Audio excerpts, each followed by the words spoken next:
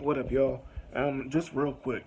I was just thinking about sell-offs during the squeeze, and the ones who bought in early, who holds the actual AMC shares, who when they sell back, will give them actual shares to work against us with, and also to maybe give them enough to get out this whole situation. We'd be the ones that were really holding out to keep this whole thing going while everybody else is just selling off and having their little way with it. We'd be the ones taking all the risk. So I was thinking, why don't we, with the actual shares, start a whole new account and buy a bunch of these synthetics up to sell some of these right along with everybody else, and leave that account with the real shares to decide, for our real intended target. That way we'll have a backup account. I was just thinking maybe that would be good for the ones with actual real shares. Because I don't know if they could actually buy the synthetics and use those to short us with or to get out of this mess with. I'm gonna do more research on that and find out exactly how that go.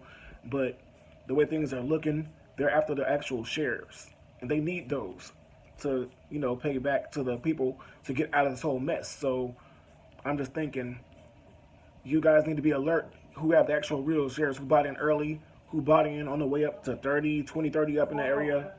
All the people with the real shares. We're the ones who actually control how high this thing goes.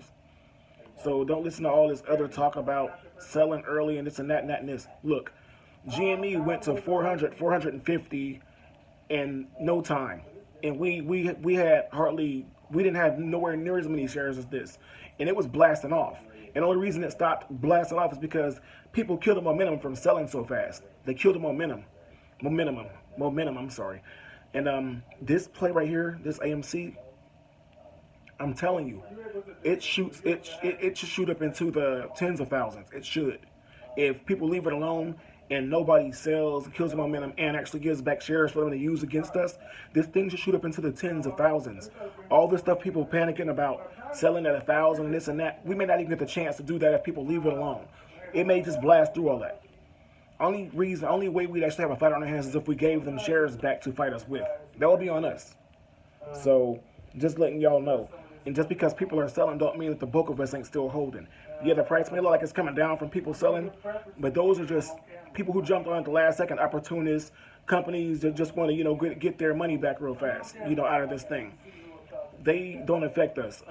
They're just here to make their money and leave. That's it. The hungry ones, the ones who, like I said, was buying at $5, $10, $15, $20 a share, we're the ones who control what this thing actually goes to, the ones with the original shares who had the real intent to hold out and to put these people out of their seats so that they stop doing this to us.